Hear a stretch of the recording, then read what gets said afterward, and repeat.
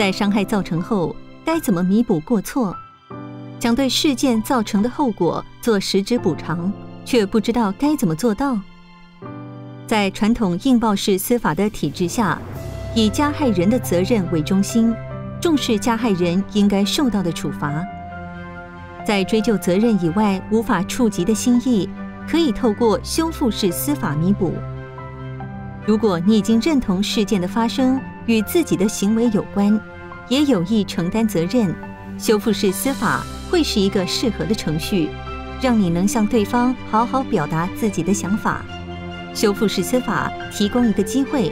让犯罪事件中的当事人们进行发自内心的对谈。修复式司法并不会强制要求道歉，一切都以尊重双方意愿为主。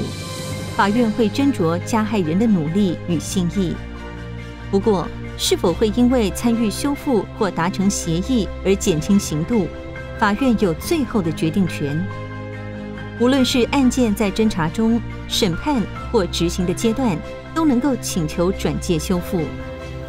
修复式司法尊重双方的自主意愿，在征得事件当事人双方的同意后，才会进入程序。修复促进者将以中立的态度主持会议，而每位促进者都将具备法律、心理治疗、心理咨商或社会工作等专业背景，并充分理解修复式司法的理念价值。当一切准备妥当，才会让被害者与加害者直接面谈，或依照不同情况，双方可以选择陪同人参加，或是改以书信方式进行。对话会在尊重、和善、自愿、安全、平等及不受干扰的环境下开启。当事人透过对话表达心中的想法，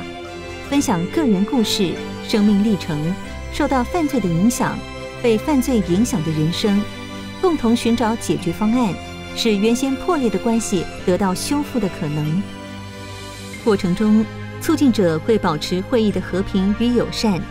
但在过程感受到任何不适，随时都可以不具理由退出，并且法院不会因为加害人退出程序或者没有达成协议就给予负面评价。透过修复式司法，可以表达自己最真心的感受，与对方进行理性的交流。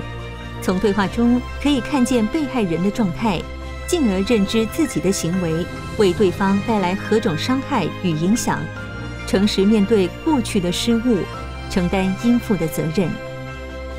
若达成协议，法院及修复促进者会站在协助的立场进行后续的追踪。我们无法挽回已经发生的错误与伤害，但修复式司法透过安全的平台进行对谈，不仅能给予加害人诉说故事、承担责任的机会，也为对方带来疗愈的可能。而最重要的是，事件的当事人都可以透过对话修复自我，让生命得以继续前进。